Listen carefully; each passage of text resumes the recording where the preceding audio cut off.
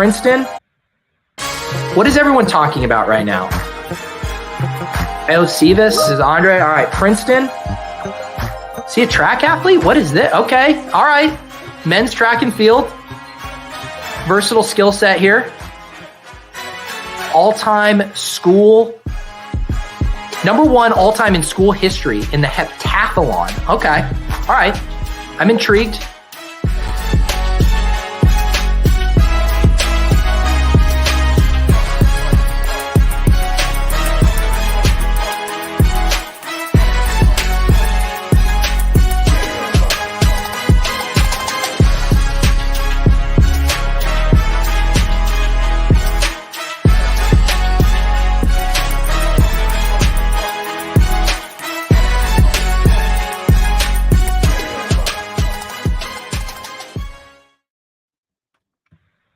Hello. Welcome to Best Ball with Bindles.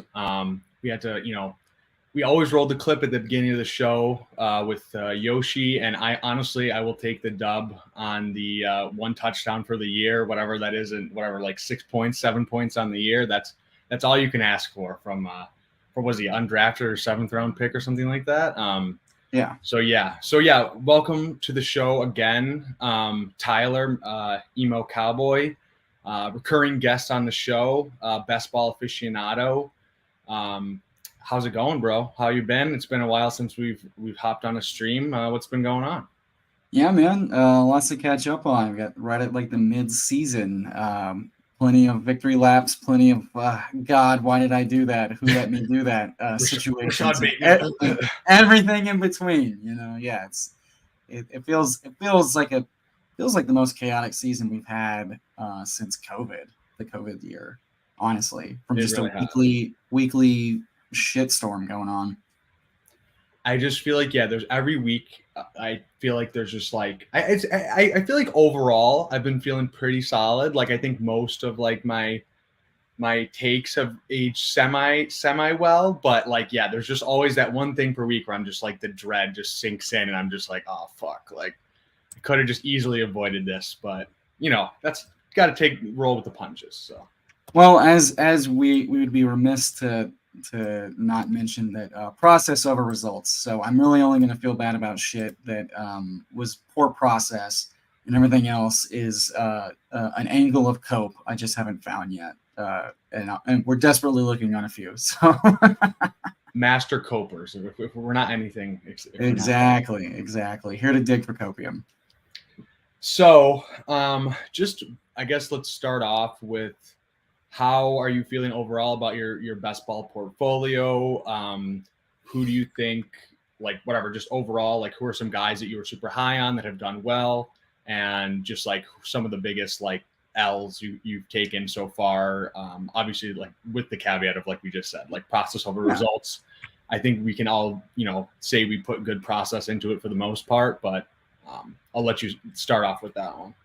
Yeah, let me see if I can pull up my. Let me see. There we go. I'll just pull up my exposures. So like right off the bat, I think from a macro standpoint, heavy on the Seattle offense, and so far that's been it's not been as fruitful as you would have liked. DK isn't really getting there as much. JSN was feeling very, very dead, but I think anybody that was heavy on JSN was aware that, it was getting the Kincaid, not that, that's another thing we'll get into, but he was getting the Kincaid premium where it's just like stupidly low ADOT and just a meaningless type of thing. And now post-bye week, some injuries, yada, yada, and then just involving him in the offense and some things outside of his control, like, first 3 weeks of the season, it feels like Seattle at some point back-to-back seasons will lose both of their tackles for a stretch of games, and that affects the passing offense, and that affects the wide receivers, and blah, blah, blah. So, God, it's been up and down, and that's how it goes. Obviously the story so far is Miami scorched earth early, and who knows, and that was a similar story last year. And that it trailed off last year for various reasons. So even now, as we're reviewing things, we got 8 more weeks to go, and the money week is all that ends up mattering at the end of the day. I've got people, people are like looking at their their advance rates and all this shit, and I'm like, yeah, you can look at it at the midpoint. I see no need to look at that on a week to week basis.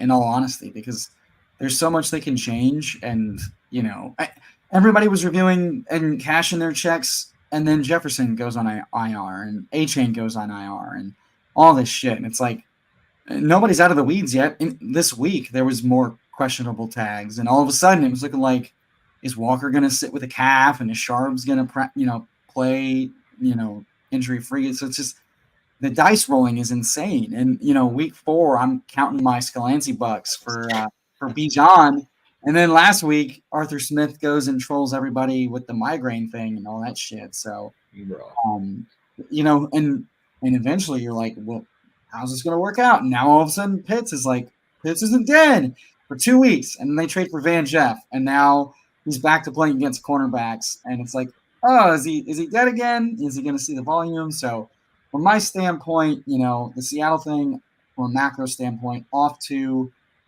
not the best start. Both Lockett and JSN the last couple of weeks have been right there with, JSN wide open touchdown. Geno doesn't throw it to him. Kind of Lockett, tip of the fingers in the end zone for a touchdown late. And then, this week looking real nice against Arizona. So I think from a process standpoint, I feel really good about that, especially looking towards the playoffs. A really good playoff schedule, especially week 17. That Pittsburgh offense is looking not great, but they're just chucking it. So from like a shootout standpoint, you seem, live. And then from a defensive standpoint, the defense has been fine. Yeah. Really, Joey Porter's been looking pretty good at cornerback. But again, is he going to play week 17? Is he going to be healthy? We don't know. And then, well, I'm heavier on JSN and Lockett. And if Joey Porter's locking down DK, so from a process standpoint, I can still tell myself a story and see these things clicking and really coming into gear, especially as the offensive line is just getting healthy, in all honesty. I think the thing I will say is I was right. And it wasn't a crazy thing to say Geno's not a fluke. I mean, he played games with Russ out, played all last year. His efficiency dipped towards the end of the season. Several quarterbacks do every single year. That's not shocking when you're a pocket passer and both your tackles go out. But Geno's still been good. Geno's still been playing well. He's not having the best games of his career by any means this year, but he's not getting benched for Drew Lock, and they're not trading for anybody else. So, from that standpoint, they trust him. He runs the offense well. If he can get hot, this team can go really far. Jeff Wilson, back from the dead. He's active. A-Chain is on IR. Mostert, banged up ankle. They play the hapless Patriots, who all of a sudden look like week 1 Patriots, where maybe they just won't roll over and die. And even if they do, that just sounds great for Jeff Wilson. And then Tyreek's got this weird hip thing. So who knows?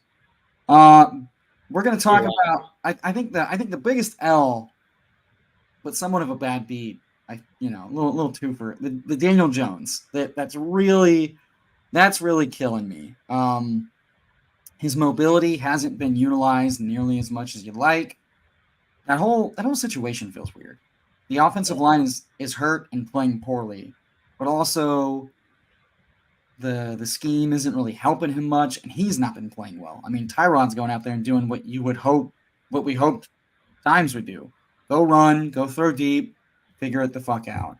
And they've played some tough teams and, TBD, but the neck injury thing is fantastic. Ideally he's at least throwing in a couple of these 30 burgers like he did in the first few weeks in between the duds, but now he's out.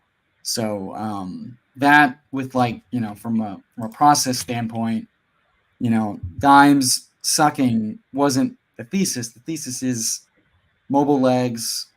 Saquon's not the weapon to take all the shit, but now he's hurt, and who knows if he comes back. Purdy looking like he's gonna play, so the whole was he come back with health optimism when the doctors backed it up from like the procedural standpoint when they want him over Lance, when obviously Lance is now in Dallas. Fields, of course, starts fucking just crushing, and his thumb is hurt, and now we're all holding our breath if he's going to be able to. His whole thing is, will he be able to grip the ball? Will he need surgery? It's like, okay, love going through his growing pains, but showing off a fantasy floor and ceiling of rushing touchdowns and deep throws. He's been really close to some big games, and they play the Vikings this week, and they play the Vikings week 17. That's the thesis. AR, bad beat, good process. Started week 1, was putting up top 5 quarterback games, and gets his throwing shoulder hurt and has to get surgery. Unlike Carr, who hurts his, AC joint sprain, but he's out, not even out like a full week, plays, and now he's back to normal. So just, shit happens. But outside of that, feeling pretty good, about process. The probably being nearly 30% Dimes and Geno, lessons learned. But at the same time, I know that part of that was simply like it was just a section of the draft. It was like, well, if I don't have a quarterback yet, or if I already invested in those offenses like Waller and or the Rams and having them bring back, go get a guy. Don't get stuck with nothing. And which ended up hurting because guys like Goff have been really fucking usable lately. You see his down week, and they played Dallas week 17, but you see the upside and just like a really good offense with a really good offensive coordinator. That and maybe Daboll was a 1-year thing. Who knows? I don't know. So yeah, lesson learned about being how heavyweight there. But then I think of the guys that were going around him, and it's like Dak hasn't really been that good, and avoiding him, like, yeah, he's playing, but like they haven't been as good. His underlying production, expected fantasy points, is looking solid, but you watch the offense, and it's a bad offense. It's the Mike McCarthy ISO route thing. It's just not. And then the running up the gut, not utilizing players in space, feeding Michael Gallup 10 targets a game. Like, there's a lot of weird shit going on. So I don't, I'm looking, I'm like, well, who are you taking anyway? AJ Dillon's been a dud outside of one game, yeah. Even with Jones missing time. Njoku being a dud, Freiermuth being a dud, and now being out. So those are guys, what are you going to do? I think there were a lot more landmines this year than I remember in the past. Like, you look at the first few rounds, then you look at the early sections, and it's like, man, I think I was telling someone this year, it really feels like the story of best ball is really hits are so much bigger than misses. Especially this year, because there were shit tons of misses. So it's really, if you hit on guys and you hit on enough guys in one, because I'm looking across my rosters and it's like, if you have 3, 4, 5 hits on your roster, it doesn't matter. Like those guys are putting up points and they matter because everybody else doesn't. So far, they're not hitting their stride. Guys like, Ridley, they dropped 3 touchdowns and now Zay Jones is out. So now they're running him as the ex decoy guy, and now he's getting nada. And now we're all like begging Zay to come back so that Ridley can get the easier targets and stuff. And it's all these push-pull things going on. That's shit. That's football. That's fantasy. It's what you do. But, I was thinking Bateman might be dead. I was heavy on Bateman. Now he's looking, the film bros are telling me he's running back with his speed. He was running wide open for a touchdown that Lamar just ended up rushing for the down. It's a very fun offense, at least. I mean, well, yeah. Well, it looks like Monken and the guys are like really hitting their stride. Now you're just praying that Bateman stays healthy, which, maybe that's a thesis you don't invest so heavily on, is like, praying for health. But also, like, You only need a couple big spike weeks. And again, he was going around guys like what? Sky Moore, who's getting basically phased out of the offense for a rookie, So, I mean, and then Elijah Moore, who's getting a bunch of nothing targets from Watson and company. So again, it's like people are like, oh, what a bust. And I'm like, I mean, who was winning around that section of the draft? Not a bunch of guys.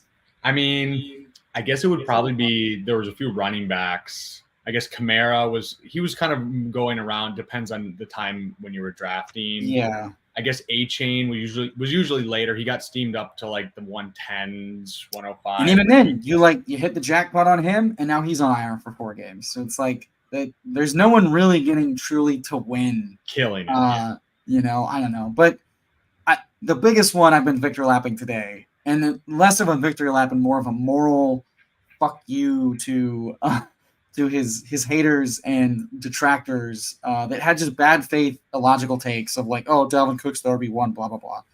My boy Breece Hall, 23.6% across these 420 non-superflex, all that yada, yada, whatever. He's looking like top 10 RB the rest of the season. He's got an explosion. Dalvin Cook's being phased out of the offense. Zach Wilson still looks bad, but not like, I don't want to say not awful, but no, I mean, I think that's fair. Not awful, not like as bad as he has been. Well, and someone, it might have even been JJ Zacharyson. Someone pointed out like Breece crushing the first 4 games last year happened with Zach Wilson under center. So if Zach's not awful, but he was still awful last year, it's not keeping Breece from doing Breece things. Like they're throwing him passes, he's being explosive, and that's really all that matters. And maybe all that really matters is the defense is giving them more chances than the offense would, just because of like turnovers and stops. And so I guess in that way, you just want the defense to be better than Zach Wilson is bad, just for Breece opportunities. But he's looking like everybody was worried about his bust, and so far he's RB 23 points per game, and things are looking really up. Coming off an injury too, yeah. Yeah. So I mean, and Cook's been the non-factor, and that's the biggest thing is Breece is getting to the point where he can just start seeing a lot of the work because they're not limiting his snaps anymore. They're not, they told us we're gonna manage him for like the first 5-6 weeks, and they were, and now he's had his bye. He's feeling good. He's looking good. And now Cook wants out. So, like, process, ding, results. I'm going to call that a ding. And the rest of the season, let's go. Let's crush. I was going to say, I don't think, I don't know, maybe, CMC, but, other than CMC, I think Breece might be, my second running back that I would want behind CMC for the rest of the season. He's already been producing with all the limiting factors that we were talking about, with Zach Wilson coming off the injury, with Dalvin Cook, who was supposed to be a big, block to him, getting all the work. And so, honestly, I think honestly he could outscore even CMC if he gets real hot and just whatever start, because he had a couple plays where I think if he was fully healthy or more healthy, he would have broken them even longer, long runs where he just didn't have that extra little juice. And he's just going to get more work. So, yeah, absolutely. Well, that's a good point. I mean, Tony Pollard, I'm way above the field on. And from a process standpoint, I think that was right. His usage has been top 5 all season. Problem is, they've had a couple games where the defense just completely zapped any need for him. He's had a couple, much like Jonathan Taylor's rookie year, lots of usage early in the season, but he's not hitting pay dirt. And then games where McCarthy's not putting him in space, and then everybody's like, is he washed? And then he goes and turns a 10-yard pass into a 60-yard catch and run, and it's like he's not washed, but he isn't being utilized.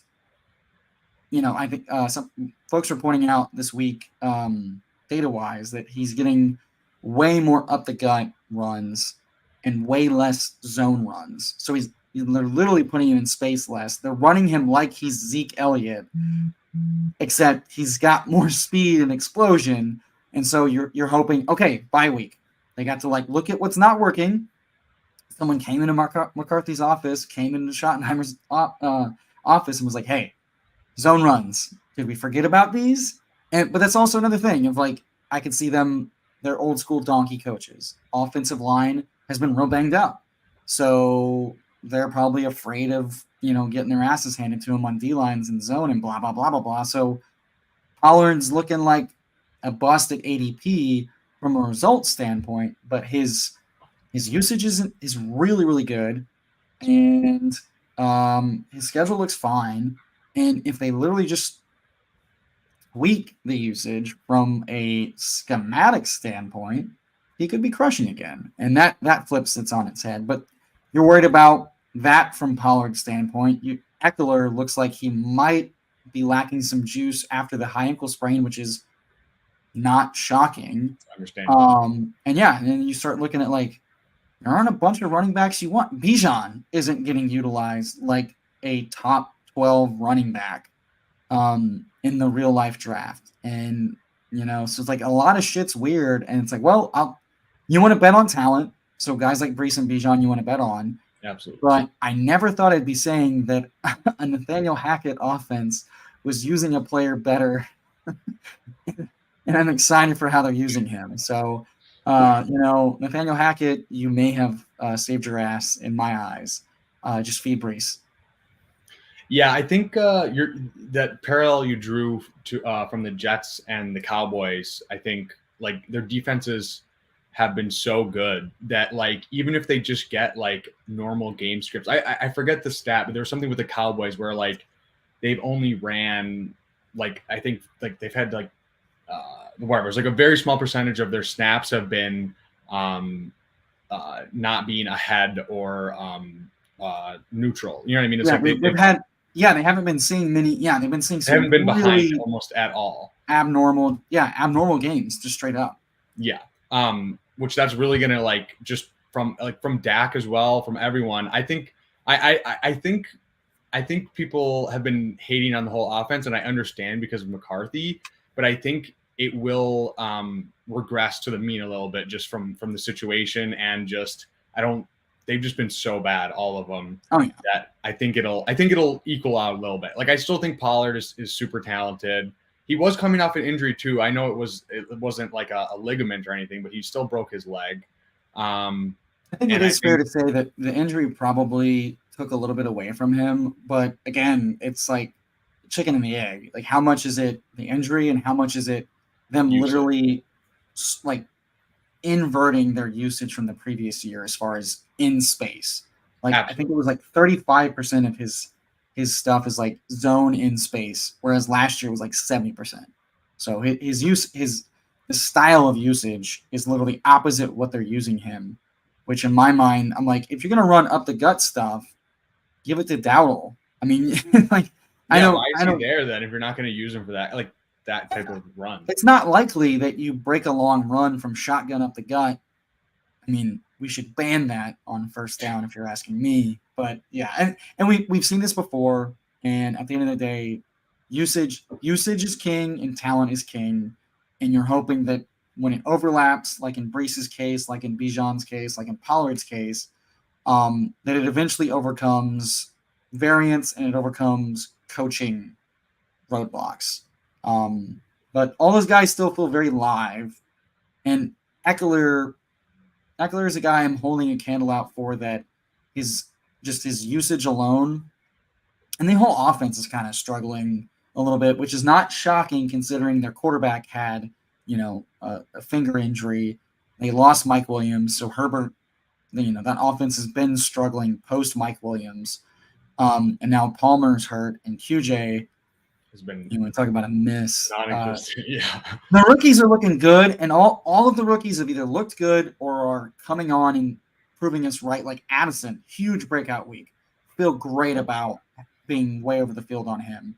JSN finally showing us something, and I'm excited about that. And then there's QJ who post bye week, nada. And it's like, okay, well, at the end of the day, though, that was an offense we're excited about. They play the Broncos in the championship week, which, there could not be a better defense you're excited about, honestly, because even the Bears are looking better the last few weeks versus Denver. So QJ kind of feels dead. But, I mean, at his price, you weren't missing a ton, and he can still do something spectacular. I mean, hell, it could get to the point where the last couple of weeks they just rest Keenan, or they have to, or he gets hurt, whatever, and they just have to feed QJ. Like, I don't know. There's still outs for him to do something interesting. Like, even Amon Ra, who people were like, I'd take him top 2 rounds his rookie year if I knew he was going to scorched earth doing nothing. And obviously he was playing on the field and shit, but like it was like, what, 6 really strong games. Yeah, so if that's the bar, there's still a couple weeks that QJ, could pay off. And hell, Mims did the inverse. He gave us all the spike big weeks early on no usage, and he's in the doghouse because Peyton is a dipshit. I don't even want to call him a donkey. He's a dipshit for playing Lil Jordan Humphrey over him so much. But from a best ball standpoint, he's the Denver offense has been better than what it was last year. Yeah. Russ has been better than he was last year. It's still not good, but he's not like god awful. They're playing from behind a lot, right? Like their defense is so bad.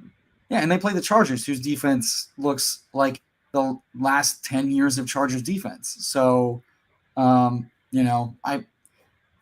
Marvin has to do is and what, Sutton and Judy are still on the trade block rumor wise, and this team's got like a top 5 draft pick projected right now. So if there was ever going to be a time to kind of jettison guys, seems like now, although Steve Smith buried Judy on live television. So who knows if they're going to get anything worthwhile out of him. But there's some teams desperate for wide receivers. I feel like wide receiver is so thin across the league. I feel like someone would throw a third or something for him, or a second. Well, yeah, like Hopkins is being rumored, and teams like the Chiefs and the Bills and hell, maybe even the Rams. I mean, who knows? Like they just sent off Judy, but if they feel like this is the last chance in the window with Donald, Cup, and now Puka. I mean, people want to clown on QJ, but I'm like, the rookie wide receiver thesis paid off. Puka Nacua is putting up Cooper Kupp numbers, even with Cooper Kupp back. Boom, bam, baby. And God, you want to talk about wishing you had more of a guy. But I don't think I have any Puka. 4% is not bad, like, I'll take it. I have 0% Puka in BBM. I don't know about everything. I think I have almost no Tutu and way more Puka. So I will put my cap on. I said no to Short King Summer, and I said yes to Hawaiian Boy Summer. So it's Tall King Winter, okay? Short King Summer is over. When the winter comes, you need a guy that can see over the drift. Over the snowbanks. Exactly. Yeah. And then Laporta, he's been panning out. The Dawson Knox thesis, I feel like it wasn't bad. He was seeing usage. He was catching some touchdowns every now and then, and he's on IR, but he can still come back and just score random touchdowns. We just saw a bunch of dudes get fed yesterday, so I feel like the Bills hitting their stride and figuring out how to use guys and do stuff is not a bad thing, especially if they start just totally outscoring guys a la Miami and putting guys in like Knox to rest Kincaid, like shit like that. Like at his price, which was basically free, I like having a piece of an elite offense. And to be fair, like late tight ends did a couple of things early, and then for the most part, it's been kind of nada. His cost was so low, whatever. He can still come back out of IR, and he can score 2 touchdowns any game. So at this point, who would you rather have? A healthy Hunter Henry on the Patriots or a healthy Dawson Knox? Now, I have plenty of teams with both, but the point being is, like, at the end of the day, you'd rather have, access to an offense. Absolutely.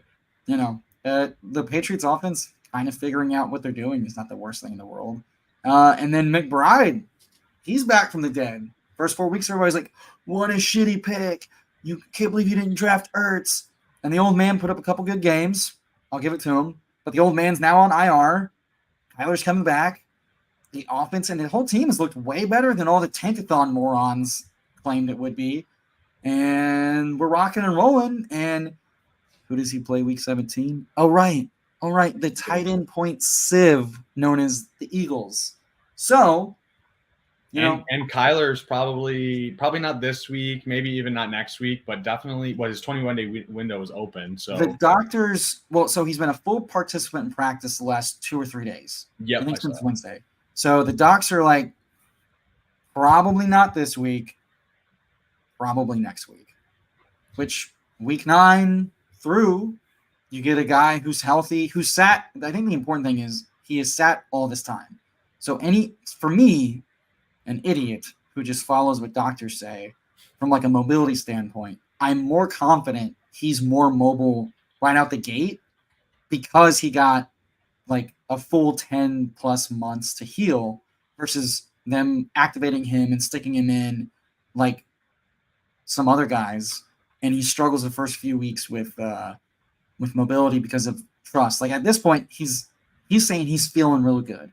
So if he's feeling real good, then what is any, if they start him and he's playing and he feels good, there shouldn't be any like holding back, ideally. And they don't really have any running backs worth a damn. So I'm feeling way more confident in Kyler could be like a top 10 quarterback points per game down the stretch than I was probably 6 months ago, just because of the team, the coach, and the amount of time he's had to heal.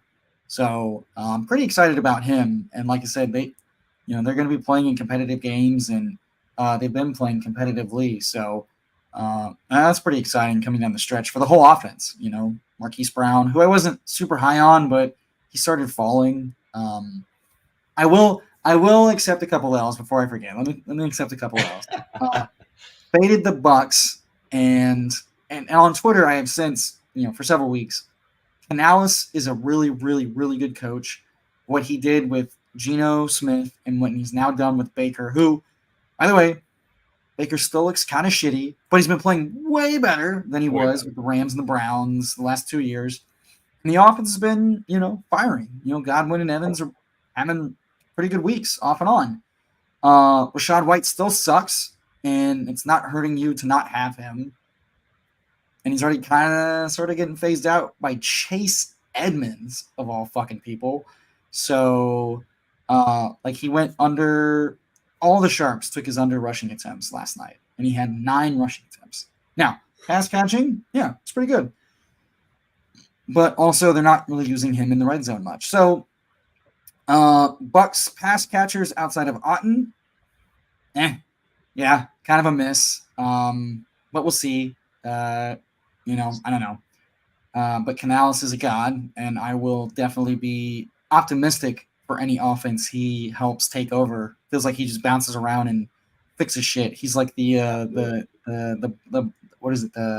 The bar rescue guy. He's like the bar rescue of quarterbacks. I know exactly what you're talking about. So I'll put my faith in Canales. But yeah, L on the Bucks pass catchers so far. I faded Pittman, and me too. Well, Spags, you didn't get there with AR, but you're getting there with Pittman. I did take plenty of downs. Wish I had more. But yeah, that whole passing offense is looking really exciting. And Pittman was still getting there with AR. So L there. That coaching staff too has been like just a godsend. Like to just pace and I don't know. They just seem smart. Obviously now without AR, it's a little bit of a different offense, but yeah. Well, yeah, and maybe that's a lesson for me is that if you're I was betting on AR in the offense from like a macro standpoint. I was betting on the coaching staff and Steichen, but I was hesitant to pull the trigger on. And to be fair, so were guys like JJ Zacharyson. We're like, hey, look, these mobile quarterbacks, these mobile rookie quarterbacks, and all those caveats had merit. They had merit week to week. But the differentiating factor was if you have a coaching staff that's going to call good plays and call a big, volume of plays. And it's probably a miss on my part. I could have gotten there late whenever news – because I started fading JT of like, hey, he's definitely gonna be out for like 4 weeks and could be longer, ramp up, yada yada, at cost. It just doesn't, yada yada yada. Well, then the likely thing was, well, they probably then, start veering off into more pass catcher usage. So as Pittman was, and to be fair, Pittman fell like 2 rounds. He did. He was like in the 75 range. Yeah. So I think lesson for me is some of my fades were fair in process, and I should have adjusted that as the price adjusted, and I didn't do that in enough instances, like Pittman, and like I think maybe Marquise Brown or Evans. A couple guys started falling late, and that was the time to take them. As I was like, well, there's JT falling and Pittman falling does not make sense at the same time. Like, adjust everything on the same slider. So I got some Pittman late, but not as much as I would have liked. But I was taking some downs. Pierce is looking fine. I guess at the end of the day, in a prospect like Downs and a rookie wide receiver, you probably just go, I'll pass on the Alec Pierce rounds 14 through 15, 16 cost and just take the basically free Downs, who was having a pretty good camp and had a pretty good prospect. Way better profile. I mean, I know he fell to the 3rd round, but like his profile was pristine, honestly, other than the draft capital. But. Yeah, it's like instead of hammering Pierce, I would have been better off taking one of Jaden Reed or Downs every single time, because even Reed's had a 2 touchdown blow up game and they play Minnesota. So some lessons learned with those L's. Trying to think off the top of my head if there's another one that Dotson has been. Oh, I don't know what your Dotson bags are like. Yeah, no, it's this one I definitely got influenced on. I wasn't a super big fan of his rookie profile because it was so touchdown heavy, and Jacoby was leaving, and Jacoby was a very efficient quarterback. And they weren't going to start him. It was going to be Howell instead, and Howell was more like the deep guy. So his usage has been really weird, though. And I guess I should have had a little bit more skepticism that the offense could support multiple wide receivers out, with a guy like Howell. And like the passing aggression's been really good, but this coaching staff also loves using Curtis Samuel. Logan Thomas is not dead, and that I did not have on my bingo card. Like his usage is pretty insane, and it's been like, what the irony is, Bieniemy's Commanders and the Chiefs are very similar in that the production is extremely flat, and you've got some random spike week guys outside of the guys that are getting fed, and so. Yeah, I got influence of like Terry McLaurin, potentially a slow start. It's like, well, I'm not concerned with the in between, and not that like Terry's been awesome, but he's been having better usage weeks. Absolutely, than Dotson for sure. Yeah. Well, Dotson looked like he's getting just completely overlooked in the offense. Now this week he comes back, and we say all this, and this last past week, I think he saw like 6 or 7 targets. Over 50 yards, and he got targeted on the last pass of the game where he dropped a pass that he could have caught and just turned around into the end zone. Like, he got the end zone last target of the game. So even that, it's like, yeah, he's been doing nothing, but he was looked at the last play of the game and nearly had a touchdown. Now, he did not, but I wonder, do they go and start making some adjustments? Like, hey, we just got to, but so far, yeah, been a heavy miss there. Should have probably tempered the community and market excitement over young 2nd-year wide receiver who prospect profile was fine, rookie year was fine, and the only reason why he was getting steamed was because of market reaction to Terry McLaurin's injury. I feel like that's not enough to fully buy in over a much better profile in McLaurin, who has an alpha receiver profile. Yeah, and there was also like a lot of good receivers going. Like I think he got steamed up to like around pick 60. He was going in the 65. 50s. Yeah, he was going around Brandon Ayuk and JSN, fell 2 rounds, and Jahan pretty much took JSN's spot right after right around Tyler Lockett by the time summer was over and McCollum was going to miss. Deontay, Marquise Brown, like all those guys, Yeah. I'd much rather have than Dotson for sure. Yeah. Well, I don't know about Deontay. We'll see. Really?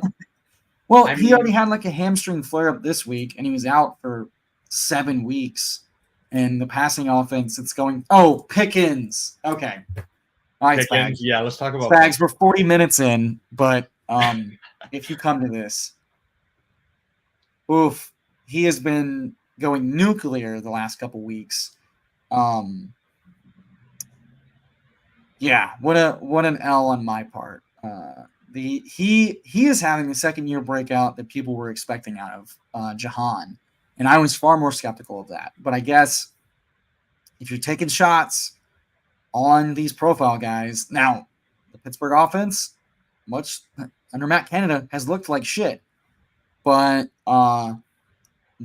and Deontay's injury definitely helped Pickens from that standpoint, like get that steam and become that alpha. But he's remained that alpha in 1 week sample with Deontay back, and he's been extremely. He's beating his ADP easily. So yeah, was probably that was a player take I was wrong on, and has been hurting me from a standpoint of guys I was taking over him most times than not. But luckily, I used the stacking correlation lean, and I would grossly eat my veggies in Pickens when all the other exciting guys were out. I will say, though, a lot of times, for me personally, I was taking Addison over guys like Pickens, and I would keep doing that today after what we just saw. Pickens has been really good. That's awesome. I'd still rather have Addison, who just had a 3-touchdown game, and he plays Green Bay Week 17. But I would love to have both guys on a lot of my rosters. So yeah, advanced rates would definitely be look a little bit better with Pickens in there. Especially, you want to talk about hits and misses.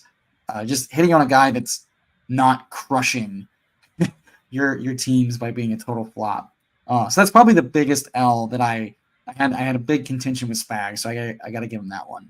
He and Pittman making me look dumb. But that's just how it goes. You gotta have some misses to make some lemonade. No, yeah, I think that situation is one of those where I think early on Pickens was going ahead of Deontay, so take the cheaper one, and then they flipped like by whatever, like 20 picks or something.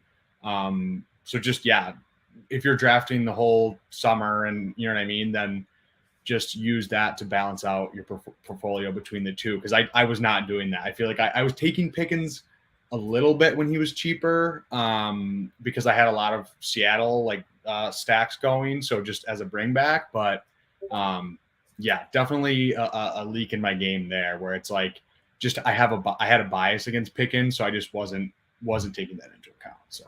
I mean, it happens. I'm going through my head, and I'm like, Sean was on guys like Pickens, guys like Jahan, 1 for 1. B-Rob was his top 3 0 RB guy, and now he's getting phased out for Chris Rodriguez, and it's like, so again, it's about hey, those 2 misses suck, but you nailed Pickens, and it's like. I think I was telling Spags on the Splash Play that this is a year where hits matter more than misses, but having super heavy overweight misses could really suppress your ability to capitalize on those hits. And I'm feeling that in some spots where, and again, mid-season, we'll see how it shakes out. But this might be the year that I simply. Player takes are fun, and it's still fun to be right. And DeAndre Swift. I knew I was forgetting. You know what? I was actually that's so funny. I was literally about to bring up DeAndre Swift. Yeah. Yeah, I did not have enough DeAndre Swift compared to he's getting top 5 running back usage. Got to hand it to the coaching staff. They figured out who was really and I guess from Penny's injury was kind of concerning and was a reason why I wasn't taking a ton of him, but the thesis remained. You had a backfield, and early on, it wasn't wrong. They liked Kenny better, and they trusted Kenny more, and Kenny's still mixing in. But one of those situations where talent is winning out, especially on a good coaching staff that's utilizing players correctly. They're not shoving Swift up the gut into the nose tackle every fucking play. They are getting him on zone reads. They're getting him on screens. They're getting him in space.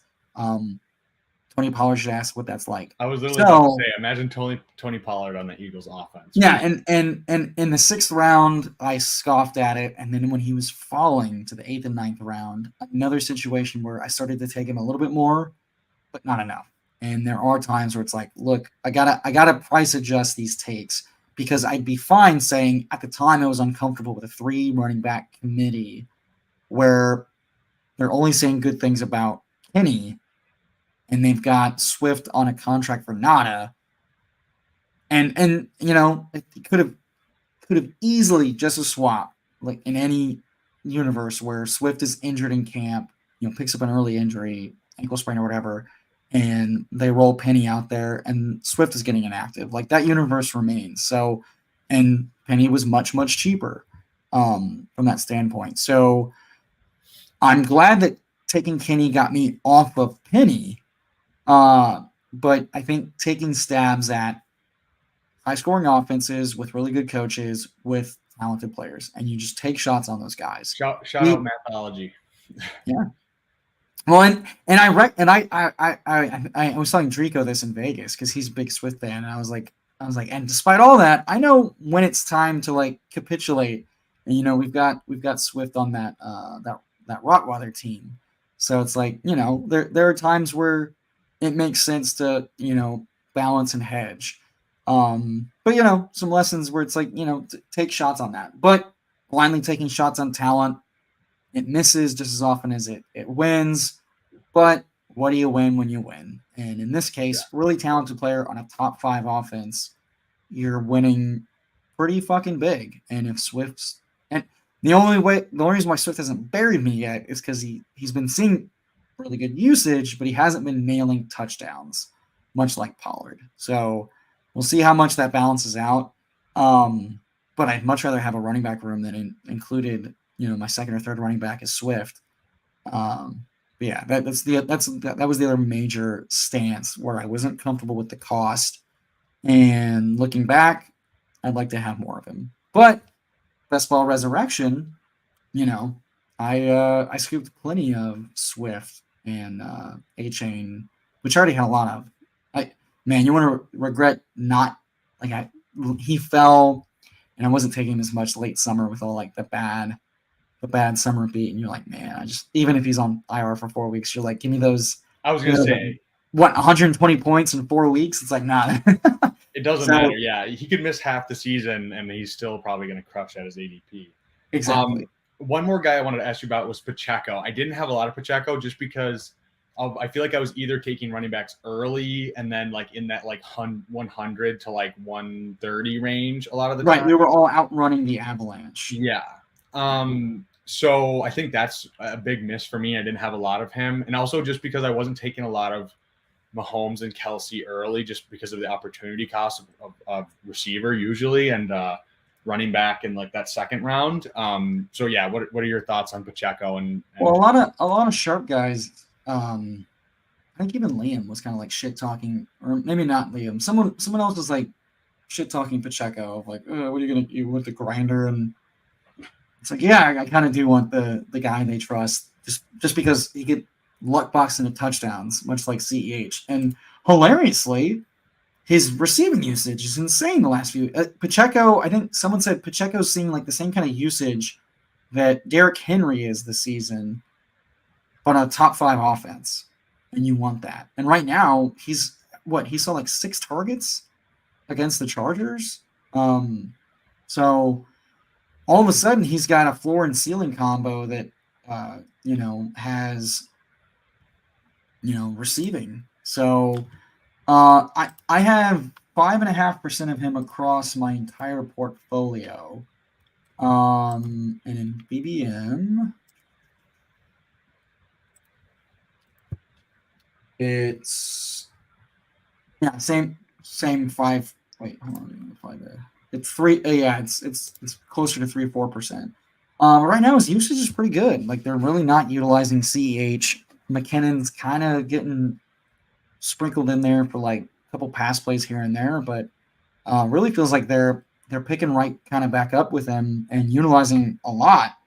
And he's looking like a really good pick in consideration of the guys he was going around. Because you were also avoiding landmines, and he's a really serviceable RB2 with an RB1 upside just weekly with his receiving usage. It looks like it's just it's just same thing as Swift, like good offense, like just buy into the guys with. I mean, I think Pacheco's super talented. I know he was taken really late, but like when you watched him play and he was showing some receiving usage in the playoffs, definitely wish I had a lot more of him. Yeah. Yeah, and I think so. Yeah, it sounds like for both of us, though, at least at a macro level, missing on getting more of him was simply some concern about his two down grinder profile, which was probably overstated based on his usage late last year on the same team. I know there was a little bit of injury FUD with his shoulder. Yeah, I want to say. Mm-hmm. And that's where I probably got more of him was when he was dropping closer to like mid to late ninth. But also, yeah, it's getting wrapped up in like, oh, this is the cliff of wide receivers.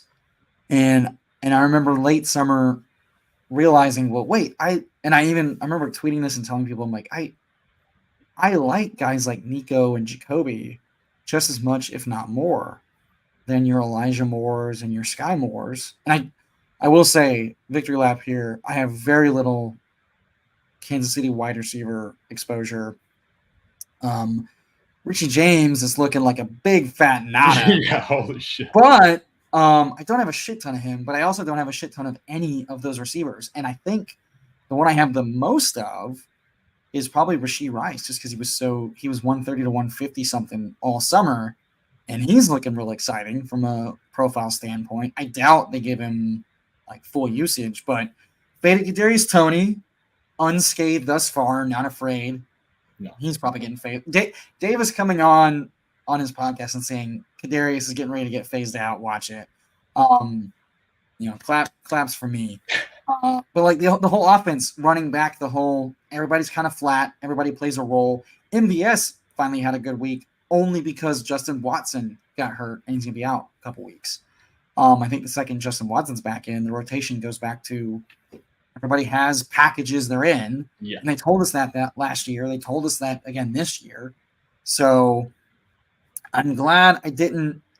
I mean, access to offenses only matters so much. And, prospect profiles and shit like that. It's still Kelsey doing Kelsey things. And, Pacheco, you'd rather have Pacheco and Kelsey over everybody else right now. And you're hoping Bryce kind of capitalizes on more opportunity, but, we'll see. So, that's how things play out. Yeah. I think Pacheco is good to have, but at the same time, I think from a thesis standpoint, I think he's more of a reminder that we make up arbitrary like tier cutoffs. Yeah. And this year was a good reminder of like, hey, rearrange your tiers, because how much different. And I realized that late, and I did not. I didn't adjust early enough. Late, I started taking more running backs in that zone. Your Swifts and your Pachecos in that range more often, because I was like, well, no, I'd rather my fifth and sixth guy be, or my fourth and fifth guy be, the Nico, the Jacoby types, and I was seeking out those guys at ADP, and you would have taken both 3 rounds higher, if not way higher at this point.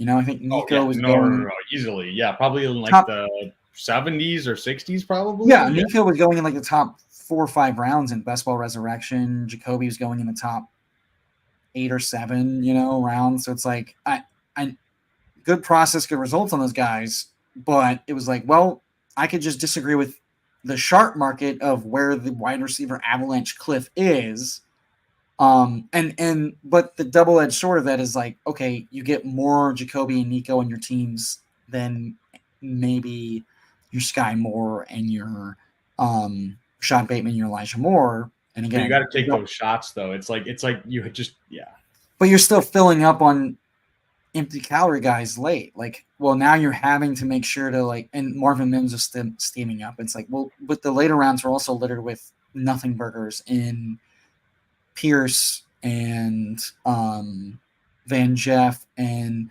everybody's like, oh, you can't take Adam Thielen. Adam, so it's like there were guys where profiles. It's like, well, I mean, it just if you decided you were just gonna and it feels like good process now looking back. If you just said, well, my way to deal with the wide receiver avalanche is to go after undervalued wide receiver ones like Adam Thielen, just being unbiased and being like, hey, if they utilize him like they paid him, and then going after rookie wide receivers. And that would get you on guys like Downs and Reed and Puka and just treating those guys like they belonged at cost instead of being undrafted.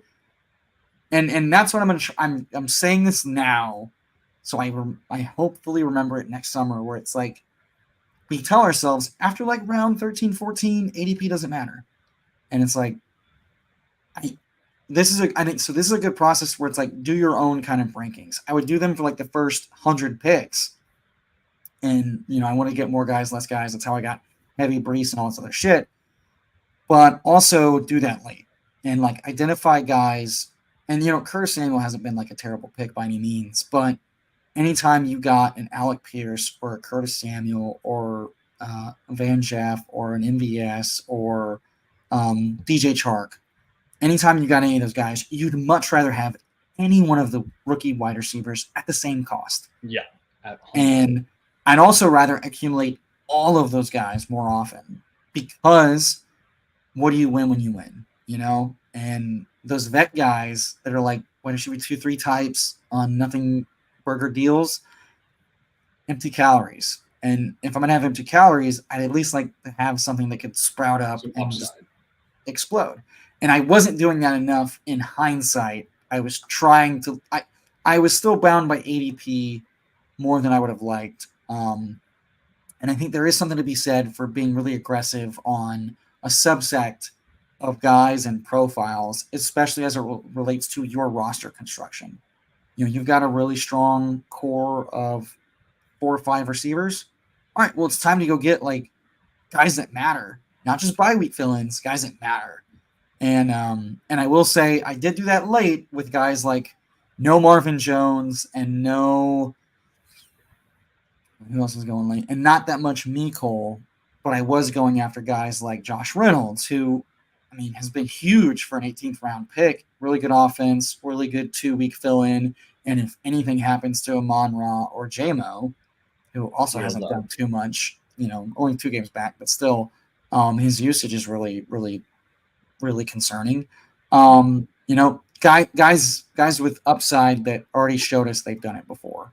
And at a cost, like you're not missing out. 15th, 14th round Chark hurts more than 18th round Reynolds or Khalif not doing much, so getting less picky and then also just kind of adjusting your ranks. I think it's a good exercise in kind of doing your full ranks to just weed out 4 guys I just do not care about at just remove from the player pool unless they just even if they like. I think this whole conversation you're talking about right now is making me think of the Badge Bros. Shout out to the Badge Bros. Because I'm not a big DFS guy. I'm not a big Battle Royale or all these other formats. But their game theory is something that they tap into for utilizing leverage on the field, and it's valid for season long.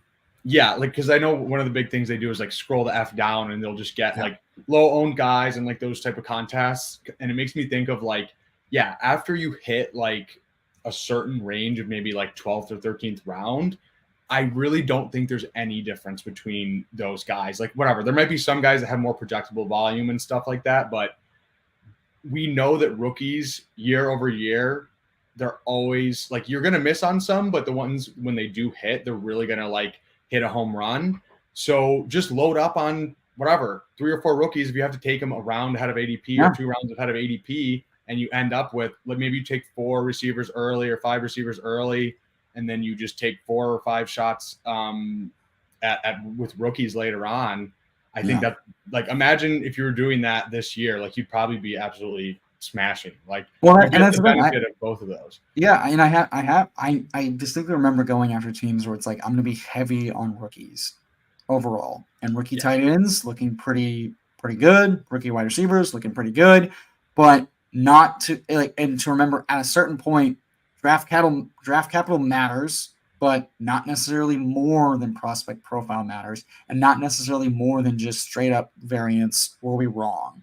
And so I think being heavy on rookies is good, but rewiring of how overweight am I on tiers of rookies? And because at a certain cost, it makes more sense to be way heavier on the way cheaper guys because of that cost trade-off combo.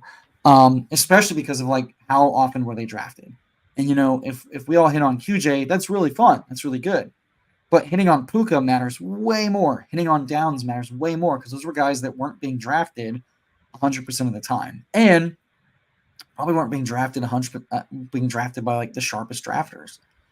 So like they're a way to supercharge your team, and just because their ADP sucks, because their projected points suck, and they might come on late, does not mean every single one of them will, and does not mean like how broken brain does this sound like? Where Marvin Mims, the most steamed one, where we thought it's going to take him a while to do something, gives us his 4 weeks right out the gate and then disappears.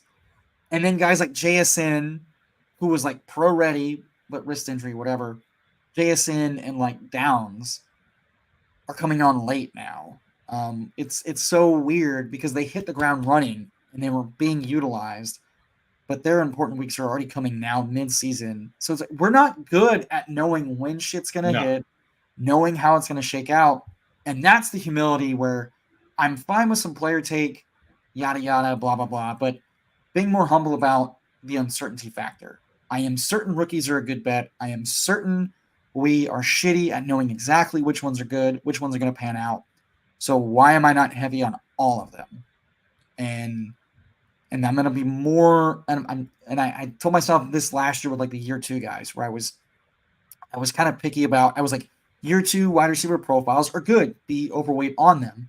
But I was a little biased about situations and some people, and that I got some big hits, but I got some misses that really, if I had been overweight on all of them, it's a better way to realize that edge.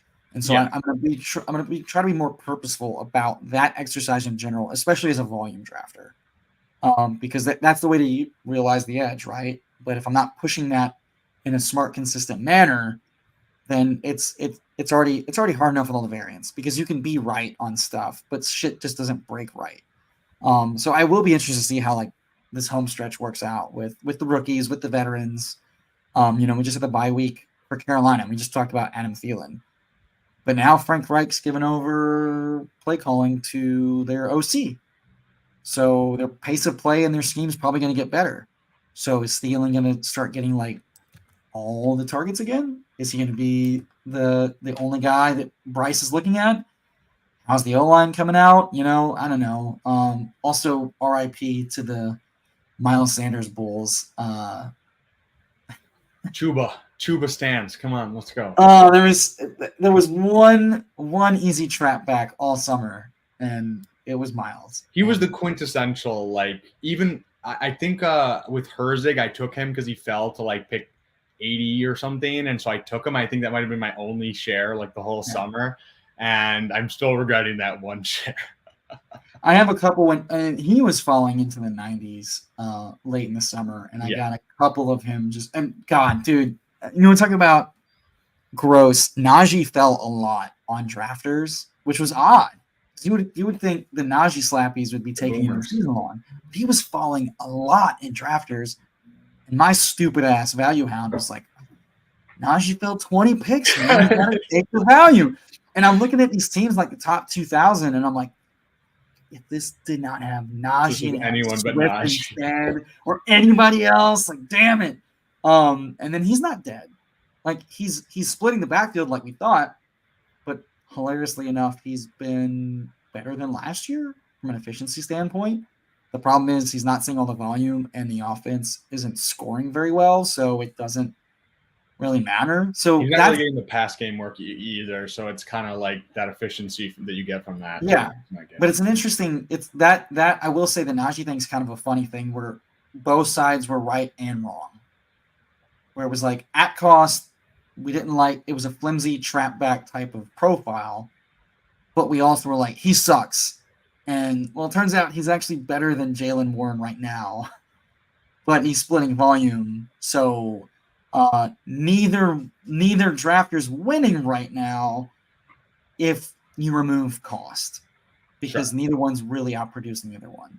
So it's going to take an injury for either one to realize upside, which does favor the Warren side as long as he ends up filling in. But yeah, I that one has been amusing. I keep seeing him outproducing Warren from like an efficiency standpoint, and I'm like, even we're first round back, yeah. It's like we're not always right when we're right, but it's just funny. Yeah, one more point before we move on, but yeah, I think what you were saying about like we know rookies are good bets, and it's like we are so confident with the ones that we are confident with, like JSN, we were pushing up into the 50s. Like there's other examples of receivers we're pushing them up, and that was us chasing Jamar Chase. Frankly, though, that was us going like, this is the next Jamar Chase, and it's like, Jamar got taken top 5.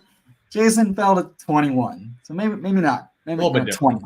20. But yeah, it's like we're so confident on the ones we are confident on, where it's like we should more view it like from an overall like perspective of like we want rookies, and we don't necessarily know which ones are going to hit, and we know each year ones who go super late do hit. So just spread out your eggs into different baskets. Don't necessarily just because especially when they do get the early ones do get steamed up, you can kind of pivot off of that and kind of win in a different way. So and I'll give Liam credit. I think he does that really well. I think he does that really well from a macro standpoint. Like, I mean, you watch him draft, and we all have our biases. I couldn't pinpoint what Liam's biases are. Really hard to point out. Really hard to point out the buffalo in the room of where his bias lands. But I think emulating what he does really well, which is, he's a rookie. We know rookies come on. Boom. It's a good offense. We could be wrong. Boom. Like and maybe simplifying that process is a way to realize the humility edge. And player takes are fine and sometimes good, and not all biases are bad. But when you start double counting and stacking things, and I've heard lots of people say it was really hard for them to like adjust to the 3 months of priors late enough to capitalize on moving off of that stance. And maybe the way to do that is truly do the whole Josh Hermsmeyer, like, strong opinions held loosely, where it's like, I can think Najee sucks. I can think guys suck or whatever. I can think Matt Canada's a donkey coach, but I can also say, how much more does that matter than prospect profile? How much more does that matter what if he realizes his top 10% upside, top 25% upside, yada, yada, yada. Because we don't weigh those things evenly across every situation and every player. So maybe zooming out, and it's like, well, when in doubt, what is the history narrative? Prospect profile versus yada versus offense, blah blah blah. And I think that's a way where, if we were being honest, that's a way where like the stacking correlation helps out with that. But we tend to like put our finger on the scale of stacking correlation. We go, well, it's a bring back. But that's not the bring back I want. So we're gonna push it a couple rounds and get this guy instead. It's like, well, congratulations, you have a bunch of DJ Chark and not a bunch of Adam Thielen, because not all bringbacks were created equal. Not all stacking partners were created equal. And it's like, well, and that is where it's like, well, maybe it's time to like filter a little bit more of that out. But that's the hard part. I think, we had a show at the beginning of the season called the fish bomb back. Yeah. I think we get, and in the community that we are in, I think we're so scared of like posting a Twitter screenshot and like someone being like, "Oh, why did you draft this guy?" Like, oh, it's all about clout and getting roasted. Yeah. It's all, oh God, yeah. You draft Najee and you've got to like come like Cersei Lannister with like shit on your face with no clothes and be like, I'm ashamed, I'm so sorry. And it's like, dude, over a full fucking season with a 3-week gauntlet, I mean, who's to say? Who's to say we are absolutely more right?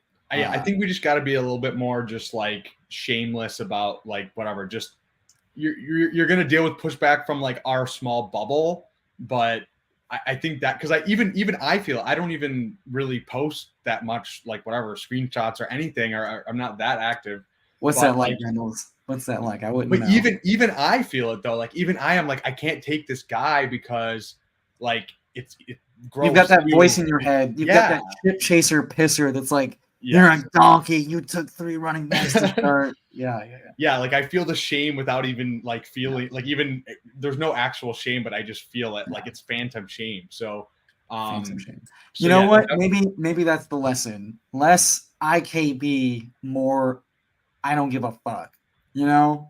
No, seriously. I mean, no. I mean, even you're talking about Liam. Like, say what you want, but like he does not give a fuck. He does not give a flying fuck about anything. Which I mean, maybe when you win millions of dollars, yeah, I mean, some running 3 times will help. Yeah, but the man can spin zone anything as like a dude. I was roasting him for like the first 5 weeks about Kincaid, and then he's gonna be like, yeah, but here's the thing. They just change this up, and then boom, they just start beating him, and boom, it just starts getting deeper, and boom, and wasn't wrong. He just needed one thing to change. Knox to go out, them to go, oh, this works, and then boom, there you go. You know? So maybe if we get better at spinning every pick is a better pick, we start seeing more clearly through our third eye. We have to cleanse it of all this bias, all this toxicity. It reminds me of like the Doctor Strange, just like going through all the different like whatever realities and just there's just like we do have this process that we want to follow, and like there is, I do think the community that the ship chasing and Pete community is very sharp, but I think sometimes the group think takes over our brains. And we talked about it. We pointed out several spots of groupthink and where we disagreed, and some of it's been right, some of it's not been wrong. And man, we would have been counting our Skolansky bucks. Trying to get to focus. Mid-season a little bit better if we had been more thorough in distilling that all the way down. I think I caught myself too late. Like I think I caught myself too late in the summer. It's like, especially because, it's like who is really drafting like super early on? Like it's the people that are sickos, right? Like and so we're all kind of like in the same bubble, all taking the same advice. Like and it's like the Twitter thing, right? Where you're posting your screenshots and people are bitching you out. Or they're sucking you off. Oh, look at you got that 83 value. Oh, you got that combo. Oh, that's so good. And it's I got like 2.582. It's beautiful. Yeah. And then after 8 weeks, you're like, oh, I would have loved a third tight end. Fuck. It's what are you gonna do? So I want to talk about a few other guys that I think have kind of underperformed in the first part of the season that I think could be like just go absolutely nuclear in the second half of the season. Yeah. One running back we didn't talk about is Josh Jacobs. His underlying usage has been absolutely insane. Yeah. I know the Raiders have been a complete shit show. They've been starting Brian Hoyer and AOC and but like you want to follow the usage, and his usage has been insane. His pass game usage has been insane. I think one game he had 11 targets. He's had a couple games with like 8-7 targets. And I still think he's super talented. It's not like he's old and washed. Like systemically, the offense is bad, but I think he could be a guy that like it's feeding guys like Jacoby and Devontae and even Mayer now. Mayer's not dead. Yeah. And I mean, we saw last year. I mean, I know it was only last year. He's been pretty mediocre from scoring wise the rest of his career, but like I still think he has some big games in him in the rest of the year. I mean, So he just needs to get touchdown luck, and that's all that really. I mean, some of these running backs, it's simply just about they've basically turned into tight ends. The underlying usage is really good, but until they hit a touchdown, it's not going to matter. yeah, I mean, Kamara's the same way. He's seeing so much passing usage that same thing with Rashad White, but it doesn't really matter unless he hits like 80 yards receiving or scores a touchdown with whatever he's getting. But I mean, the Raiders have upcoming the Lions, which is, I mean, it's a good defense. It's a good run defense, but it's a high scoring, potential environment in a dome. and they're pretty injured. Yeah. Well, yeah, I mean, they look beatable. I mean, Todd Monken and Lamar going to town, but like Jimmy G presumably behind center this week with the Lions, but then you get the Giants. And if there was ever going to be a blow-up spot for the Raiders, it's against the Giants, especially if, Dimes gets backed out. Because you want to talk about a dude that just loves eating sacks for breakfast. 2 weeks after that, Dolphins. Week after that, Chiefs. Then the Vikings. Then the Chargers. And the Chiefs. And then the Colts. So, I mean, not bad. I mean, there are spots for him to get right, and I mean, hell, what's gonna be funny is if he does the inverse of what he does last year, where he's like a regular season juggernaut, and then against elite defenses in the playoffs, he's like a nothing burger, especially against San Francisco last year, and then this year where he's a low advance rate, busted ADP. And then he scores like 2 touchdowns against the Chargers week 15. He gets there against the Chiefs because they're just, check down Charlie to catch up because they're getting their asses blown out like it's spring break in Miami. And then the Colts, where their pace of play is insanely high and it's in a dome. And the defense has not been that good either. So I can't wait for Josh Jacobs to be a top 10 running back weeks 15 through 17, but almost no one had him because of the season he had. I'm ready for that. I can see it. And then I think running backs, whatever. It's just basically, I think Sharps, it looks like Kenneth Walker's not on the injury report, but I was going to say, like, Kenneth Walker. It was almost Charbonnet week, and then it looks like Walker's off, with the calf. Walker's role has just been absolutely insane. So if he does go down, that you can say that about any. The contingency bet's still very live. I mean, it's already paid off once for Hubbard at cost. Charbonnet was more expensive, but also he's seeing some usage in that offense. And at any point they could just swap it to if injury or whatever. Tank Bigsby is dead on arrival. Guys look legit bad. We convince ourselves that.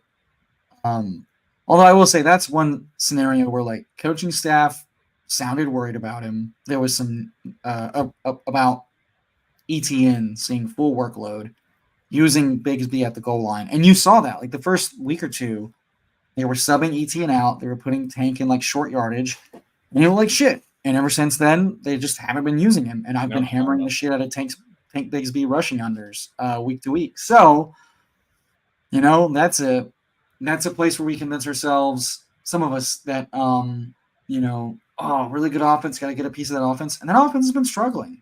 Trevor Lawrence, almost every share I have of him is 2 rounds after ADP, stacked with like Ingram and Zay Jones because I didn't get any guy. Maybe Kirk if I was lucky. And Lawrence has won multiple touchdown game on the season so far. He's been running real bad. So I think they could pick it up. But they could do exactly what they did last year, which is, start out real fucking slow, like bottom 15 slow, and then turn it on late. I think that gets more viable when Zay's back, just because how they run and how they play. Yeah. He's had two touchdown games this year, but no games, no games over 2 touchdowns. 18 points. Yeah, I think they've had such like a bad beat in terms of just like a lot of drop touchdowns, just a lot of like, at least 3 that I'm counting Yeah. Ridley's, but I'm sure there's more. I think Zay Jones had a couple too, and then Zay Jones has been hurt, and like, And that would be interesting. That would be interesting too if like the offense starts getting back on track from like a passing standpoint, and then Etienne's not scoring multiple touchdowns anymore. Although a lot of them, I mean, last week at least they were like long touchdowns. But like, what happens? What happens if Etienne starts out hot, and then the passing offense is doing a lot of the work, and Etienne's only getting 1 touchdown a game? You know, like what if it starts going to Ridley, Zay, and Kirk, and Lawrence starts getting those 3 touchdown games? Like all of a sudden, Etienne slows down. So like, I mean, these things happen. You know. Yeah, and it's only whatever.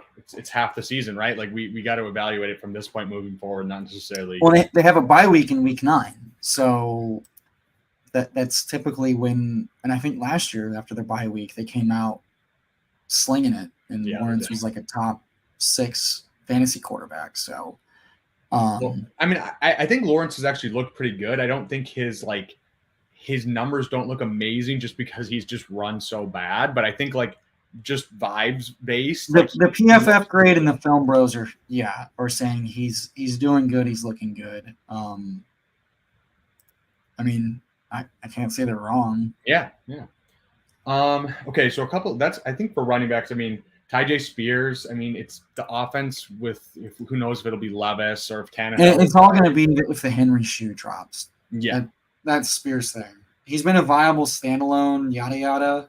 I mean, he and Warren aren't too dissimilar as far as what they're doing week in and week out with contingent upside. But now the rumor mill plus circumstantial. Hey, Tanny is looking like he's out for a couple weeks. Nuke and Henry might be on their way out. Which I will say, Nuke has looked and been playing really well. Yeah. The production's just not been there. So you want to talk about I was pretty heavy on Nuke looked good last year. I know it's not a good offense, but if it's a bad offense, but they're passing to catch up, much like the Bucks or whatever, then he's worth it. Well, if he gets moved to a team that matters, wheels up. He heads to Baltimore and just plays over fucking OBJ and Bateman. Or he just starts and he starts seeing 5 Lamar targets with some end zone stuff. I mean, sign me up. Ideally more passing offense. But if it's Monken and he wants to be like, look, I want 4 good receivers plus Andrews on the field to run this stuff. I know for a fact Nuke is better than OBJ right now. He's better than Bateman right now. And Zay's playing well. So if it's Zay and Nuke and Rashad's deep guy, I'm fine with that. But ideally you want him to go I don't think he's going to the Chiefs. Probably not. I think the Bills are live. I could see them pulling the trigger on that because they're still really thin. They're still really thin. If anything happens, Deontay Hardy and Kyle Shakir had Khalil Shakir had a good game. He did have a really good game, yeah. But it's Shakir.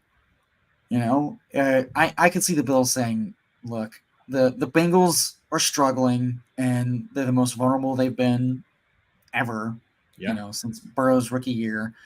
The Chiefs are good, but they don't look as perfect as they have in years past. It's more their defense. And exactly. Mahomes and Kelsey, but yeah. So I could see. I mean, I would cream my shorts if it was Buffalo, which is we wanted him to go there all off season anyway. We did.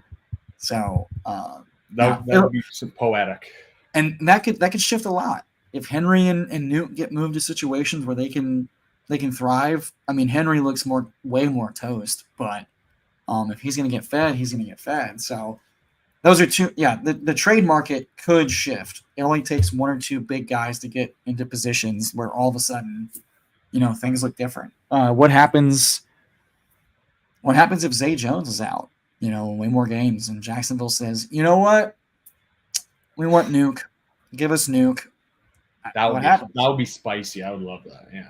You know, so they play in division, and Titans don't exactly give a shit. They're not in contention for the thing, dude. Before we sign off, the Texans. Everybody was like, Derrick Henry used to play the Texans twice in the playoffs, and I'm like, the Texans get to play the Titans pass funnel D twice in the playoffs, and that's what my Stroud and Nico exposure. I do not have enough tank, unfortunately, but I have a shit ton of Stroud, Nico, and Schultz, and Schultz was falling a lot late. Loving that. That offense looks good. Bobby Slowick looks good. Damian Pierce fade looks great. Singletary coming on out of the bye. And the Titans are a pass funnel defense. And I know that's hilarious to say, but like they are. They're pretty stout against the run. And I'm excited about my Houston stacks in the playoffs. Yeah, shout out Jacob Sanderson for getting me on Nico Collins because I'm a Michigan State fan. I already have a bias against Nico Collins, and then whatever. He was like a 3rd round pick, didn't really do much, but I came around on him luckily. I think early in the summer, just based on kind of what we were saying earlier, like after you got that like pick 100, there was like no real receivers that I really loved in that like pick 100 to like 150 range. So I was just hammering Nico Collins in that like 130s before he got steamed up super far. So 27.5%, which then led to 15.7% CJ Stroud. So I'm very glad that happened. But yeah, I mean, I think it's kind of the same thing as like the Seahawks last year, where it's just like we assume that they're going to be bad when it's and based on because they're the Texans. But I just think you gotta like just take your shots there, and I'm glad that I did. Well, that was a place where I wish I had more, because when I look back on it, everybody was in on Nico. Like the sharp data folks like JJ and Pat and Pat was too. Jacob were all in on him. But then the film bro, IKB, Najee guys were in on him. They were like, wide receiver number 1, alpha profile, blah, blah, blah, blah, blah. And I'm like, shit, I should have had more. like, everybody was in on him. How did I not be like, I mean, if everybody's in on him, that just seems like a way better pick than, because I was also like, Don't you live in Houston? Come on, you gotta. Well, first of all, fuck the Texans. Fuck the McNairs. Cal McNair I have a whole rant about this. That like, how is a donkey owner's son become owner? But I'm pretty sure he's like 85 to 90% why they have Stroud, because they didn't want Stroud. They wanted it was going to be Bryce or bust, and he came in day of the draft. Really? And all the rumors, all the local beat is like, it's Will Anderson, and they don't know who they want, and they're going to try to game who falls, and they're going to try to like, and there was like, they're going to try to trade up into like 12 or 10, and then going into like the draft, like draft night, then you heard all that smoke about Tennessee going, oh, okay, if Houston's ready to trade out, we'll jump in, and then Al came in the draft room, and you see him just not even make eye contact with the coach and the GM, and he just sits down and he's like, I told you we're taking a quarterback at 2. I don't care. And that's when the phones start ringing, and Houston moves up to 3. So they get Stroud and they get Will. But they didn't even want Stroud from like they wanted to like, and I think this is a Caserio thing. I can't speak for Bobby and I can't speak for D'Amico, but I'm pretty sure D'Amico Ryans wanted Will Anderson, like the can't miss edge prospect. Sure. We're a bad team. We need talent, edge. I'm a defensive coach. You want Bryce. We can't get Bryce. Let's get Will, and then we'll figure it out. And I think Kyle was like, he came down, put his foot down, and he's a donkey dipshit, but he understands you got to take quarterback at 2, and they luck boxed into potentially the best, pocket quarterback of the draft, looking like. I mean, he's looked like just absolutely insane, more than I could ever imagine. Like, it's hard to evaluate the quarterbacks when they just have so much talent around them. Like, you really like it's hard because you go into these situations where it's like, are they good, or they just have 4 or 5 first round Right. receivers? And he's been handling pressure better than he did in college.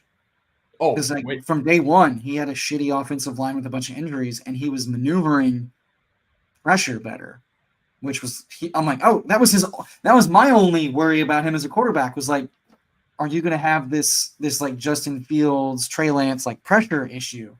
And the answer's been no. He's been rock solid, like Peyton Manning-esque, with like these high-low in breaking, middle of the field routes. So it's like, oh, well, yeah, this is like Miami Light. Y'all can cook. And the yak has been there, and the production's been there. So, and the offense would be even better if not for defensive head coach and Channing Disciple.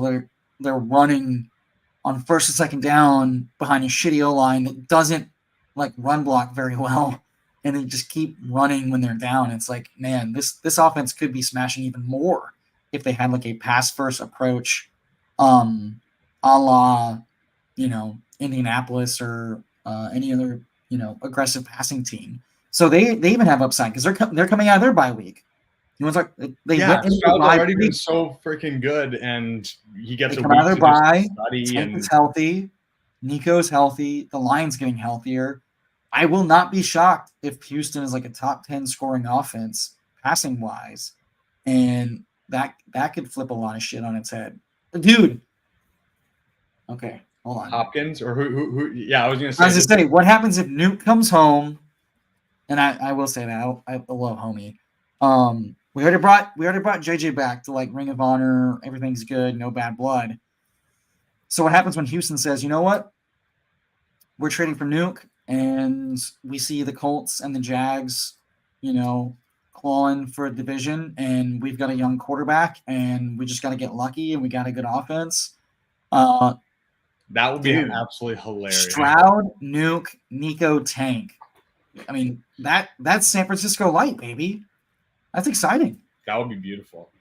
So yeah, this is which wide receivers are over or underperforming their usage. I don't know if this is from my friend David. I know he shared it, but I'm not sure if it's his chart. So apologize if I'm misappropriating this, but I think I know who it is. I'm gonna look around while you're going through this. Okay, yeah. So yeah, some other guys, some based on vibes and some based on this chart that I think some wide receivers that I definitely think could have the talent and have been underperforming their usage. CeeDee Lamb, we kind of already talked about. Dallas, I think he's averaging like 14.7 points a game, which is way below his career. And I just think the offense, like we said, like they've been in such weird game scripts. I just think he is definitely the alpha, and he's definitely going to perform better than he has. I don't know if he's going to be what he was last year, but definitely better than he has. Calvin Ridley, we were talking about the Jaguars. He just, with Zay Jones being out and kind of just like opening up stuff for Christian Kirk and the way he's been being used, with all the other stuff we were talking about the Jaguars, I still think he's pretty good. Like, I don't think he's washed. I just think he dropped a couple touchdowns. If that would have swung the other way, we might have been talking about him a little bit differently. Josh Norris has been in on this. So the first 4 weeks he had 3 drop touchdowns. 2 were like truly just like so close, and 1 might have been more of an overthrow, but like real close. And then with Zay out, they're having Ridley run this like X sort of like film bro style. They're having him run like X receiver type of stuff, which is more clear out. And Hayden's talked about this in his model. Like, it's way more sideline focused. So I saw that too. Yeah, they're much harder. They're much harder to come by and hit, and we've seen that. It's a bunch of like hard toe tap in breaking routes. With Zay in, Zay's running X receiver stuff, and so he gets to run his like flanker and Z and get easier targets, more reliable middle of field targets. and I gets think to that's where capitalize on that. he's better at and where he wins Right. more often. So yeah. Yeah, I mean that's what Jamal Agnew is getting right now. Like that, everybody's like, why did he get 4 or 5 targets? Well, it's because they were quick hitting, clear out shit. So if Zay plays that game, Zay's running the coverage off as the X guy, and Ridley's getting all those quick hitting movement passes. So yeah, he's been disappointing, but his usage is still good. He's still looking good. It's just not been there yet, and that could be a place where Zay comes back in a week, or they go get a guy to have someone to run that. So Ridley's not running this shit, and all of a sudden he could be crushing real late. I mean, their playoff schedule looks fun. So yeah, and just regression is coming for the whole offense. Yeah. I think too. So I think from the passing offense, I would not be surprised if as they get healthier and they figure things out, especially coming out of the bye week. I won't be surprised to see that evolving. Absolutely. Although I will say Ridley gets the Steelers this week, so wide receivers have been feasting on the Raiders, and Nez has been given his hometown alpha that their cornerback that they're putting in to practice has been absolute dog shit.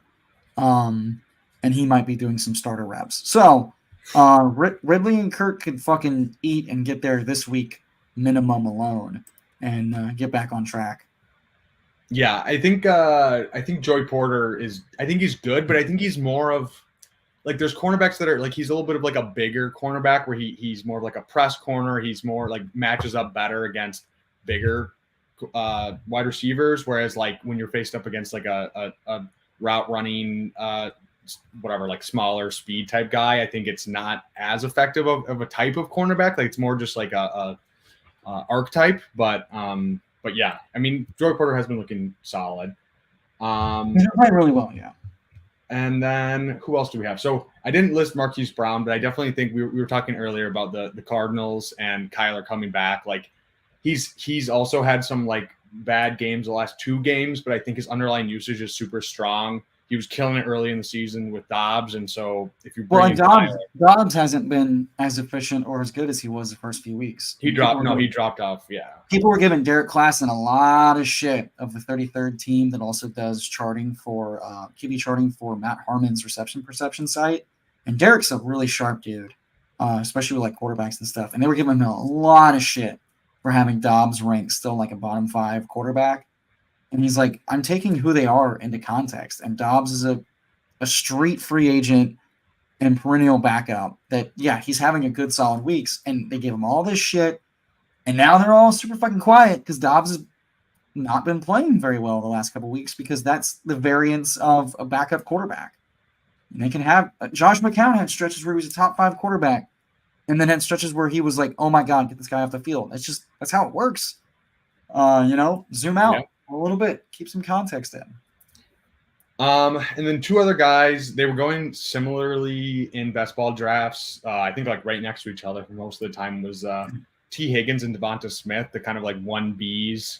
That whole second round of receivers is kind of eating shit. And Olave too. All 3 of those guys, they like. Yeah. The Bengals, we talked about them. They just have been horrendous. They did have a bye. I think they'll be healthier. Burrow healthier. Higgins was nicked up. So I definitely think like he's gonna. I don't know like how to what extent, but he definitely will bounce back to what he has been doing. Devonta Smith as well. Like last year, we saw it was like him and AJ Brown kind of ping-ponging games, and for the last 5-6 games, it's just been a complete takeover for AJ Brown. But I definitely think like they're playing Washington this week. Like I think they have been running more plays, and passing more just because they're not just completely blowing everyone out. So I definitely think it will balance out a little bit more than it has been. Like I think partly it's kind of 2 things working in unison. And some of it's like macro. So like this year, AJ Brown has been like the most healthy he has in like his entire career. True. He had like the knee surgery last summer, and there was some talk in the summer about how much better he was feeling and looking. So part of it's AJ Brown's dominating because he's healthier and he's just playing better. So he's going to get more usage and targets because he is now noticeably better than he was last year, which is noticeably better than Devonta Smith. It's not a 1A, 1B. It's a 1 and 2. Yeah. And the run game, they've been getting way more running back targets this year with Swift in town, way higher than last year. So there's less targets going to the receivers. Goddard's been getting more involved. Last couple of weeks, yes. And so all of a sudden there's more quality competition for targets, and Hurts and the passing game hasn't been as efficient and as clean, but the running game being more involved and the target competition being better and more dispersed, there's just less volume and less opportunity for Devonta to really do much of anything besides kind of be a role player with some spike upside and a passing offense. And that's kind of, and Higgins is getting more volume than Devonta, but in a much worse offense. He hasn't been playing as well, and now he's injured. So I think of those guys, and then Olave, Kamara's been getting a shitload of targets. Carr is not throwing deep very often, especially with Kamara in town as his trusted sidekick. Michael Thomas, shockingly healthy, and if not for that stupid fucking touchdown, a big nothing burger in that, he's like, oh, cool, you're getting 3 or 4 catches for 50 yards every week, whatever. But like Olave's really good, but similar issue to Devonta, where like with Foster Moreau in town, buddy with Carr, with MT being healthy, with Kamara being back and healthy, and then they're using Taysom as like an actual tight end and receiver. Yeah, that's been crazy.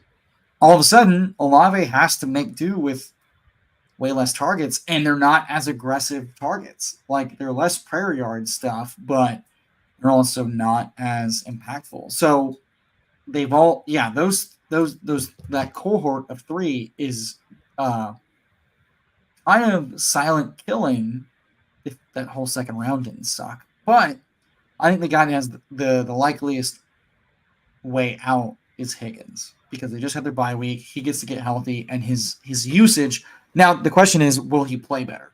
Because right now he's seeing a shitload of like targets and usage relative to those 2 other guys, but he's playing worse than those 2 other guys, and the offense to date has been performing worse. But I will not be shocked at all if he turns it around, because just variance with like touchdowns and drops. I won't be surprised by that at all. I have one pushback on the Olave point there, because Sure. I think Carr, we know Carr's injured, and he's been just checked down king the last couple of weeks. Olave had 15 targets last game, and he had 10 targets the game before that. Yeah. So I think better days are coming for Olave. Like, I know Carr has looked bad, but I just think like you got to follow the usage. Like he had, these are his target share, or his target numbers through 7 weeks. 10, 11, 11. He had 6 and 5. I think that was when Carr was really banged up, and then 10 and 15. So he's averaging almost 10 targets a game. Like, he doesn't even have to be that good, which I think he is good. But if that keeps up, like, I think it'll normalize a lot. Yeah, So, I need to look at the catchable target. Someone from Fantasy Points had just tweeted out the catchable targets, and I think that's where like Higgins and Olave have been seeing some jump targets, especially like garbage time catch-up shit. So I'd be interested to see how that pans out. Definitely hasn't been, because Olave was eating on deep targets last year. Like, that was the thing. He was getting targets, and they were also, his ADOT was like 15 or 16, something super high.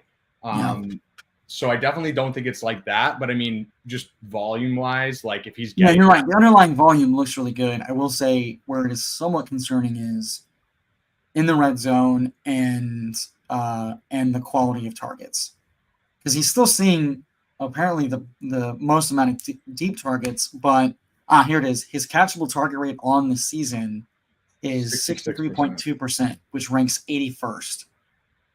So he's the 3rd highest in air yards, 14th highest in air yard share, top 25 ADOT, number one amount of deep targets, but 20th in red zone targets and 81st in catchable target rate, 71st in target quality rating. So some of it's junk volume. But I agree that regression could hit if he gets healthier, if things break right. I think from that standpoint, though, if I'm looking at Higgins versus Olave, I'm going to look at the quarterbacks, Burrow versus Carr, and who is likelier in their historical profile to have a higher end, passer profile. It's Burrow versus Carr, and I will say that's one place where there's less mouths to feed because Irv Smith is bad this year. Mixon is meh. And they're going to talk about getting him out of the passing game just because he's a nothing burger. And it's Chase. That's it. Outside of your boy Yoshi and outside of the occasional Trenton Irwin thing, because Boyd's even not been that good this year. No, yeah. So I think as far as like, Olave's getting insane volume, but I worry about the quality of the volume. Yeah. If he's going to keep getting junk prayer yards and junk targets, it's just harder to capitalize on it, especially if it's a lot of like the sideline stuff, which I'd be interested to look into. Yeah, I think that's a super fair point. Like, I definitely, they're both in way more similar positions than I may not seeing that as fair. They might be both seeing stupid high junk volume lately, and you're just wondering, who's he going to break right first? Yeah, and that's totally fair. I think that the only thing. So yeah, I think that's definitely a point for Higgins is like. But the thing I would push back a little bit on the target volume just because I know Chase and Higgins usually when they play together they have pretty similar target volume.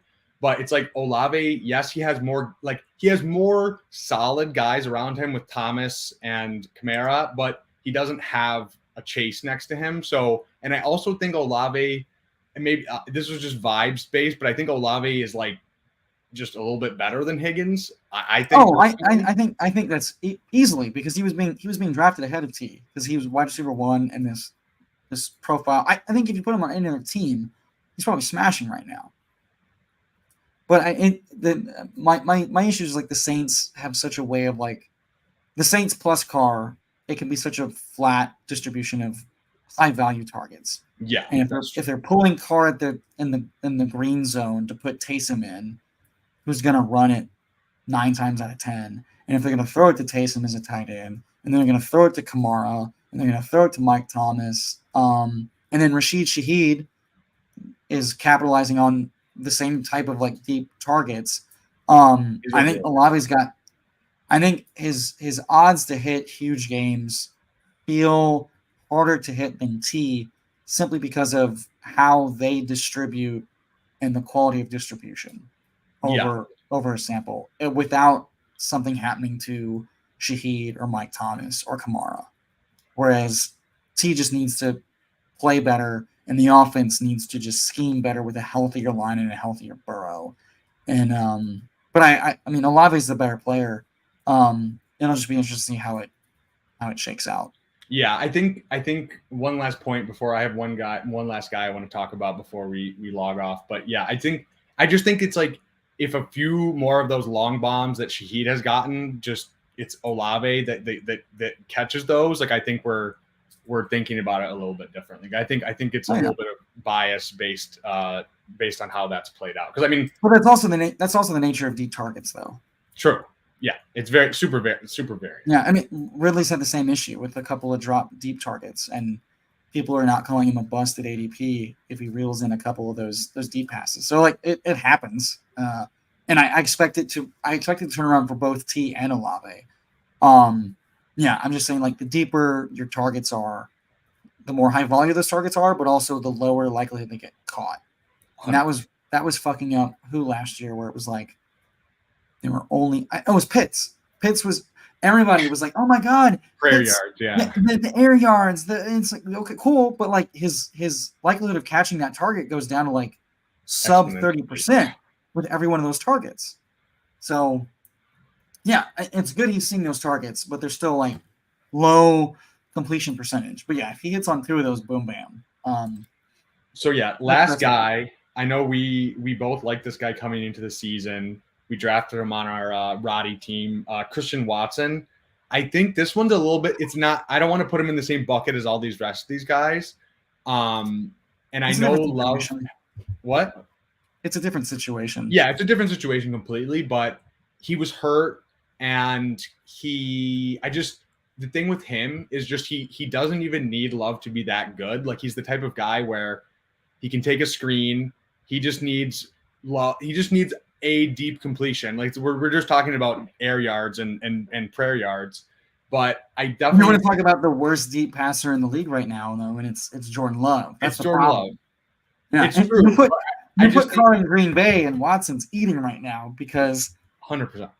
Jordan Love's quality rating. Yeah, go ahead. I'm gonna pull it up. We were talking. Yeah, about no. I want to. Yeah, I want to hear your take on it too, because I think from a best ball perspective, like you really just care about the upside. And yes, I think Jordan Love has been completely terrible as a real life quarterback. I just think he's one of those guys where he can still give you some like huge weeks just because of his talent. Like we said, bet on the talent. I just think, yeah, I don't know. Maybe I'm bag defending a little bit. I have a decent amount of him, but I just think if I'm betting on anyone in that offense I think he will be the alpha now that he's healthy, and just whatever. I think he'll be efficient with the shit quality that he does get. So hopefully he gets a decent amount. But Well, yeah, and so couple notes on Watson.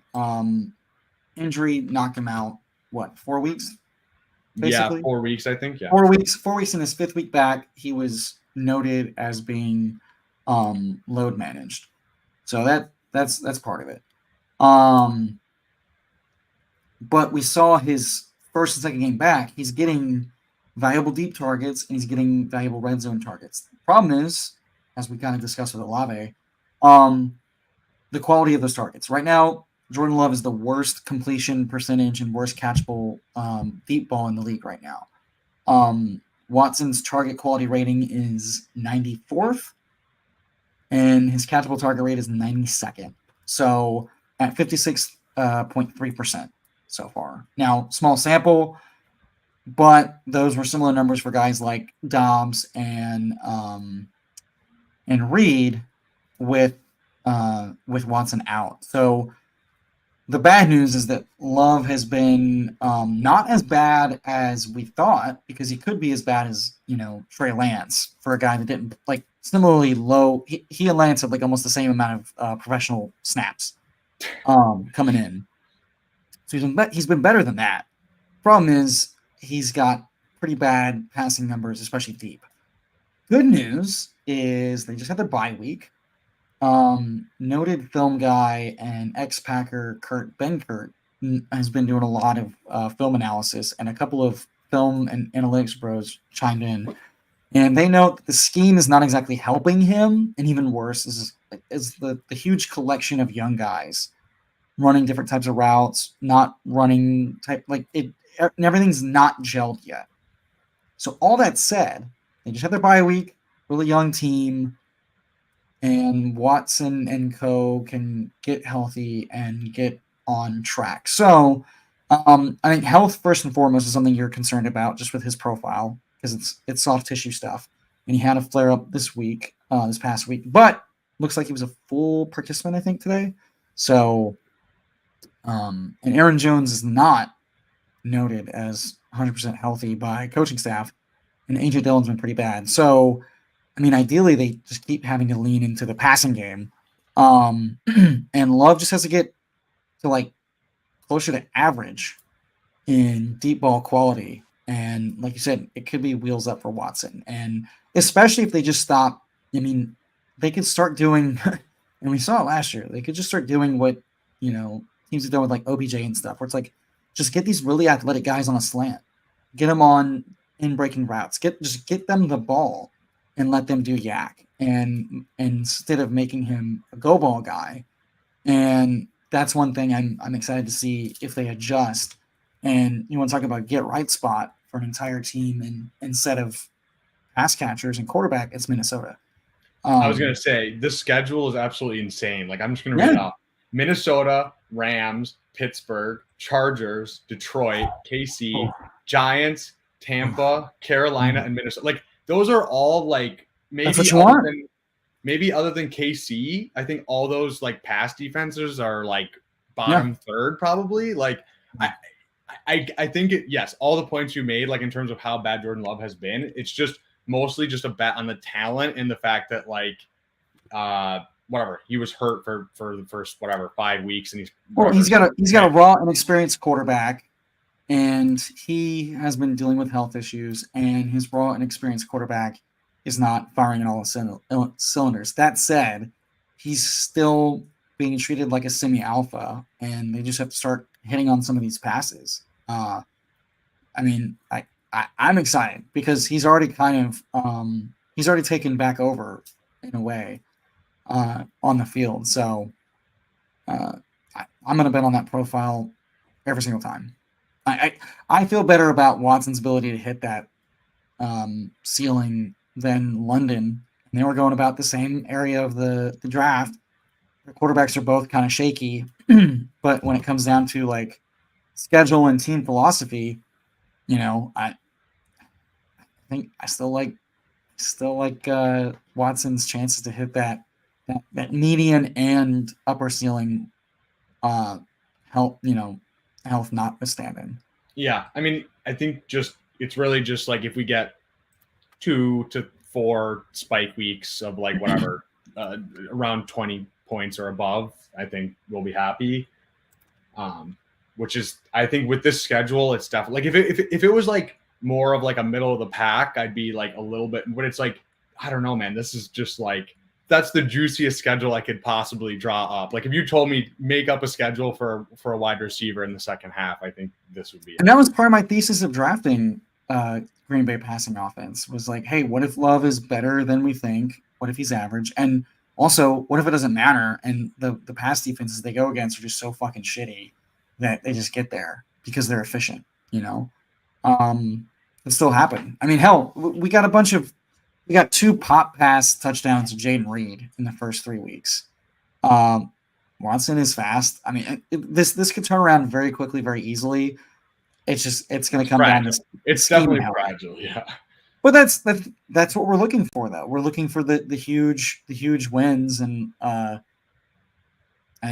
guys that can deliver that, Yeah.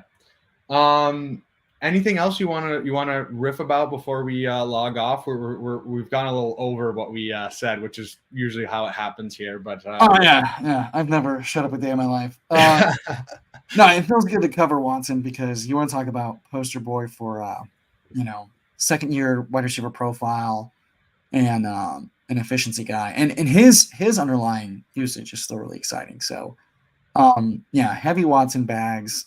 But a bet I still feel good about, and a bet that could easily come back in a really, really, really big way and clear a bunch of shit out for a lot of teams. So I'm excited, and I'm really excited about this weekend. I have one more note before we go. If you do play in any managed league or anything, dynasty or anything, sell DJ Moore right now, please. I'll pull up the. I have 0 DJ Moore across all of my managed leagues. That's beautiful. This good old Teabag isn't exactly leading a efficient offense. So we have which wide receivers are over or underperforming usage. You see DJ Moore, his expected points per game is like around it's around 12, and he's scoring almost 19 points a game. This is PPR. But now we have Fields injured. If you can get like pretty much any of the guys we talked about, I think you could probably get them for DJ Moore just based on name volume if someone's just not super locked in and paying attention to what's going on and just the amount of raw points he scored. So number one, I don't have any DJ Moore to sell. I sold it all once he signed with the Bears. But if you do, please, right now, I'm begging you, sell your DJ Moore for someone with better underlying usage that hasn't just gone nuclear so far. Because it's just he's super talented, but it's just not a situation I want to bet on, especially with the Fields injury now. So, although with an eye looking forward to next year, definitely the type of guy you want in like a weekly winners, weekly upside game. Like if I could go back and do it all over again, I would actually target. And I did this a little bit, but like I would target like every guy on my roster. I want to be a 20-point ceiling guy because you only need to hit like 3 of those guys to like get there. And to wrap things up, it feels right to say that Donta Foreman back from the dead with a 30-point fucking game. Booyah for the Bags. Amen, brother. And then we mentioned injuries, but back this week is Roshan Johnson, who, a bunch of us in the community have. And with T-Bag behind center, who knows? We'll see. It seems like Komet's getting phased out with Fields out, and might just be if Foreman and Rojo are splitting that expected points backfield, they could both be useful. And we saw Rojo be a much better pass catcher. Tank back, Treylon Burks back this week. Does Will Levis uncork a few deep balls to our boy? We'll see. Malik Willis, I don't know. And then the big one for me is we mentioned MVS, but Justin Watson is back this week. So I think the wide receiver rotation could go back the way it was because they trust him, and might be taking some MVS unders if they adjusted to last week. So just something I will be eyeing. I know Sacrilegious on Stat Chasing was talking about Roshan Johnson. Like, he's the bet you want. Like, I really like Donta Foreman. I have a lot of Donta Foreman bags, but I think it's like you just want to bet on we were talking about rookie upside. Just in talent profiles. Talent profiles. He overtook Donta Foreman in what, 1 or 2 weeks? And Donta Foreman was healthy and active until whatever 2 weeks ago. Until everybody went down. Yeah. And then Donta Foreman, for as much as he did last week, I think he got like, maybe it was 55-45 or it was close to 50-50 split with whoever the fuck the other guy is. But he doesn't catch any passes. He's a complete zero in the pass game. Last year, I know last week he got, I think, 2 catches and 1 was for a touchdown. But like, if Roshan's healthy, I think Roshan gets the vast majority of the passing down work, which if it is Bagent and he's just checking it down, I think their 8-out was like 2.7 or 2.5 last game. Oh, it was stupid low. So if he's getting whatever, if they are splitting the rushing work and then he's getting a bunch of checkdowns, I definitely think he's whatever. He's live to have a big second half, especially at his cost of like whatever 150 to 170. And against the Chargers, which feels like a pretty good run matchup. It is, absolutely. So, right. I'm looking at it. Yeah, I'm looking at it right now. That's Rojo's definitely the guy. And the 4 for 4 guys jumped on their YouTube thing to talk about favorite bets for this week, and the first one that Connor Allen, who's been on a heater outside of a couple bad breaks in week 7, his first one of the week was Donta Foreman under rushing yards, 45.5, citing that Roshan Johnson's likely to get more of the work. And I can see like 60-40 split, and I don't think that's a ton of work, honestly, especially if you're not getting the passing down usage. So, well, especially if they fall behind early, which I don't know. I wonder, for all the BR street people, I wonder if they're targeting Chicago as like a get right spot for the Chargers, and I wonder if this just becomes like a really ugly slug run fest because the Chicago D is playing better against the pass with the rookie cornerback coming on, and them just playing like ground control ball with low 8-out shit, and the Chargers are being the Chargers. So I guess we'll see. Yeah. All right. Well, thank you so much for hopping on. Always a pleasure to have you on. I think you always bring some very interesting perspectives and just try to push back on some of like the group think. So yeah, I really, really appreciate you hopping on, and yeah, we'll have to have you on whatever sometime later in the season, and definitely in the off season. I'm going to be try to streaming a lot and doing a lot of drafts, like when all the sickos are doing it, starting in like whatever February, March. So I definitely want to have an episode where we kind of go over like kind of like we were talking about today, but just like holes in our game that we want to from the beginning. I love talking holes. Yeah. If anyone's going to talk about holes, it's definitely going to be you. Can wait? One thing before we sign off, can we talk about pussy plots for a second? That was I was not watching that live, but that was one of the funniest things I've ever seen on YouTube Shorts. Was your comment about pussy plots before Pete even he called it out before he even saw it. Well, so to be fair, in the chat, he brought it up, and I was just like, I think my first comment was like, oh, that plot gonna make a boy act up, and then everybody started chiming in with like, oh, that's pretty erotic, that's a pretty X-rated thing, and he kind of like just like glances over and then sees and that's when he's like, oh, I'm sure he's already made a comment. And my second comment was just like, oh, pussy plots, that's snappy, that's ringy, and I'm sure that's the one. Of course, that's the one he picked up. But yeah, no, he was talking about it. Actually, yeah, no, that I'm surprised they made a short out of that, but like that's what you're supposed to make shorts out of, you know? That's the good content. Did you see the Liam video that I sent a second ago? It was yeah. I saw TD or PD, whoever did that. They threw it in the ship chasing. That was funny. That the content recently has been just absolutely pristine. So, hey, I'm excited for. It looks like the best ball community streets are going to be even more plentiful next year. So I'm all about it. The content's been good. Absolutely, yeah. I think it's.